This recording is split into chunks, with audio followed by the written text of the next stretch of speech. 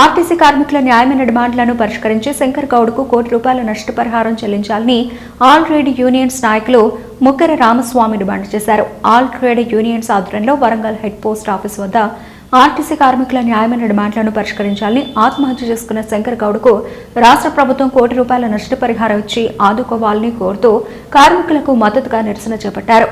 రామస్వామి, దయాకర్, రమేష్లు మాట్లాడుతూ గత 3 రోజులుగా ఆర్టీసీ కార్మికులు న్యాయమైన డిమాండ్ల కోసం సమ్మె చేస్తూ ఉంటే తెలంగాణ రాష్ట్ర ప్రభుత్వం ఎన్నికల్లో ఇచ్చిన హామీలను నెరవేర్చకుండా కార్మికుల సమస్యలు పెండింగ్లో ఉంచుతూ ఆర్టీసీని ప్రభుత్వంలో విలీనం చేయకుండా కాలయాపన చేస్తూ ఆర్టీసీ సంస్థను ప్రైవేటు పరం చేయాలనే ఉద్దేశంతో ప్రైవేటు బస్సులను తీసుకొచ్చి నడుపుతున్నారన్నారు.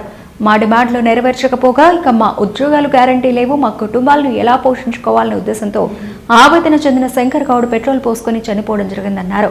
ప్రభుత్వం పూర్తి బాధ్యత వహిస్తూ శంకర్ గౌడ్ కుటుంబానికి ₹1,00,00,000 నష్టపరిహారం ఇస్తూ ఒకరికి ప్రభుత్వ ఉద్యోగం ఇవ్వాలని, ఆర్టీసీ కార్మికుల సమస్యలను తక్షణమే పరిష్కరించాలని వారు పేర్కొన్నారు.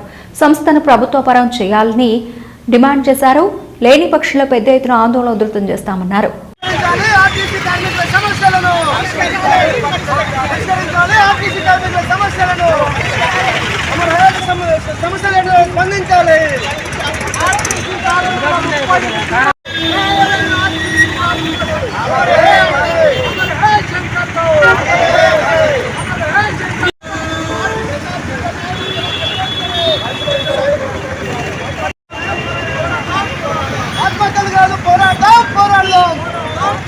సమస్యల పరిష్కారానికి ఆర్టీసీ కార్మికుల సమస్యల వెంటనే కార్మికుల ఐక్యత, కార్మికుల ఐక్యత, ఆర్టీసీ కార్మికుల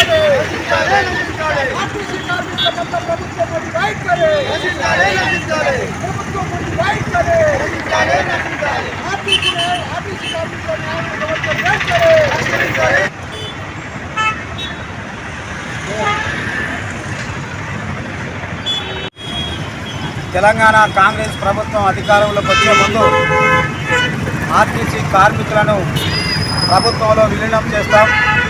అదేవిధంగా పెండింగ్లో ఉన్నటువంటి PRC కూడా కార్మికులకు అందజేస్తాం. కార్మికులందరినీ కూడా పర్మనెంట్ చేసి ఈరోజు వాళ్ళకు ప్రభుత్వ వేతనాలు ఇస్తామని హామీ ఇవ్వడం అనేది జరిగింది. ఈ ప్రభుత్వం వచ్చి 2.5 సంవత్సరాలు కావస్తూ ఉంది. ఇప్పటికీ తెలంగాణ రాష్ట్రంలో ఆర్టీసీ కార్మికులకు పెండింగ్లో ఉన్నటువంటి ఏవైతే PRCలు ఉన్నాయో అవి ఇవ్వకుండా ఈరోజు ఈ ప్రభుత్వం ఈ ఆర్టీసీని ప్రభుత్వం విలీనం చేస్తామని జ్ఞాపకం చేస్తున్నటువంటి పరిస్థితి ఉంది. ఇవన్నీ కూడా అమలు చేయాలని గత 40 రోజుల కింద ఆర్టీసీ కార్మికులు, ఆర్టీసీ యూనియన్ నాయకులందరూ కూడా సమ్మె నోటీస్ ఇస్తే వాటిని పరిష్కరించకుండా ఈరోజు తెలంగాణ కాంగ్రెస్ ప్రభుత్వం జ్ఞాపకం చేస్తున్నటువంటి పరిస్థితి ఉంది. ఇప్పటికీ ఆర్టీసీ కార్మికులకు కనీస వేతనాలు అమలు కావడం లేదు. కాంట్రాక్ట్ ఉద్యోగులందరికీ కూడా పర్మనెంట్ చేస్తామని చెప్పింది, వాళ్ళను కూడా పర్మనెంట్ చేయలేదు. ఈరోజు ఆర్టీసీ కార్మికులకు కొద్ది వేతనాలతో ఈరోజు వాళ్ళు జీవనం గడుపుతున్నటువంటి పరిస్థితి ఉంది. వాళ్ళు ఏమీ గొంతమ్మ కోరికలు కోరలేదు. మాకు ఆర్టీసీని ప్రభుత్వంలో విలీనం చేస్తే మాకు ప్రభుత్వ ఉద్యోగులుగా గుర్తింపబడతాం, మాకు కుటుంబాలను పోషించుకో విధంగా మాకు వేతనాలు వస్తాయని వాళ్ళు సమ్మె నోటీస్ ఇచ్చి సమ్మెకు వెళ్తున్నటువంటి పరిస్థితి ఉంది. 3 రోజులు అయినప్పటికీ కూడా ఈ ప్రభుత్వం చలనం లేదు. వాళ్ళ ప్రభుత్వంలో ఉన్నటువంటి అధికారులు కావచ్చు, మంత్రులు కావచ్చు, ఏమాత్రం కార్మికుల సమస్యలను పట్టించుకోకుండా జ్ఞాపకం చేస్తున్నటువంటి పరిస్థితిలో ఉంది. ఈరోజు కావాలని ఆర్టీసీని కూడా ప్రైవేట్ పరం చేస్తూ ఈరోజు ఈ యొక్క ఆర్టీసీని మొత్తం ఆర్టీసీ సంస్థనంతా ఇబ్బందుల పాలు చేస్తూ ఈరోజు ఆర్టీసీని కూలి చేసే విధంగా ప్రయత్నం చేస్తూ ఉంది. ఆర్టీసీ కార్మికుల 3వ రోజు సమ్మె చేరింది. న్యాయబద్ధంగా గత 2.5 సంవత్సరాల నుంచి ప్రభుత్వానికి కార్మికులు ఎన్నోసార్లు ఫిర్యాదు చేసినప్పటికీ కూడా ప్రభుత్వం పట్టించుకోకుండా నిర్లక్ష్యం వహిస్తున్నది. అయినప్పటికీ కూడా 40 రోజుల ముందు సమ్మె నోటీస్ ఇచ్చిన తర్వాత కూడా మరి వాళ్ళ సమస్యల పరిష్కారం జరగట్లేదు. ఇవాళ కేసీఆర్ ప్రభుత్వంలో కార్మికుల్ని 29 రోజుల సమ్మె తర్వాత కూడా పరిష్కారం కాకుండా నిర్వీర్యం చేసి పరేసింది. అదే అడుగుజాడులో ఇవాళ కాంగ్రెస్ ప్రభుత్వం కూడా ప్రయాణం చేస్తూ ఉన్నటువంటి మనకు కనపడతా ఉన్నది. మరి కార్మికులు వాళ్ళ న్యాయమైనటువంటి సమస్యల పరిష్కారం కోసం ఎవరిని అడుగుతారు? ఇలా ఇక్కడ చట్టం ఉన్నప్పటికీ కూడా ఉపయోగం లేకుండా పోతూ ఉన్నది. న్యాయబద్ధమైనటువంటి సమస్యలను ముఖ్యంగా 3 డిమాండ్ల పరిష్కారం కావాలంటూ ఉన్నారు. ప్రభుత్వంలో ఇలా ఆంధ్రప్రదేశ్ విలీనం చేసినట్టుగా మాకు కూడా చేయాలని కోరిక. మరి కార్మికులకు వాళ్ళు జీతాలు పెంచాలని చెప్పని ఇలాంటి రకరకాల డిమాండ్లు ఉన్నాయి. ఒక్కరు కూడా పరిష్కారం కాకుండా జాప్యం చేస్తూ నిర్లక్ష్యం చేస్తూ ఇవాళ ఒక కార్మికుడి మరణానికి ఇవాళ ప్రభుత్వం బాధ్యత వహించాల్సిన అవసరం ఉంది. కార్మికుల యొక్క కుటుంబాలు వెళ్ళకనే మానసిక క్షోభకు ఆత్మహత్య చేసుకోవడం జరిగింది.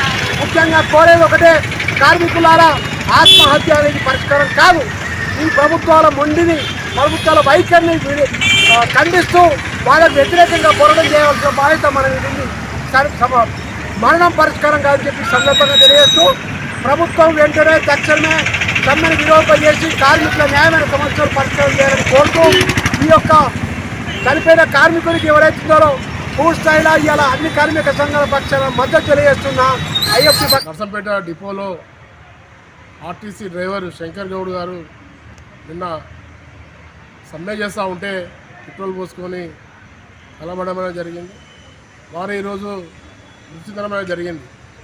వారి న్యాయమైన డిమాండ్లను నెరవేర్చాలని చెప్పేసి అని కార్మికులందరూ సమ్మె చేస్తూ ఉంటే ఈ రాష్ట్ర ప్రభుత్వము పెడచెవున పెట్టేసి కార్మికుల సమస్యలను పరిష్కరించే దిశలో ఈ ఉన్నటువంటి తెలంగాణ రాష్ట్ర ప్రభుత్వము లేనటువంటి పరిస్థితి కళ్ళ పుట్టచట్టు ఇవ్వబడుతూ ఉన్నది.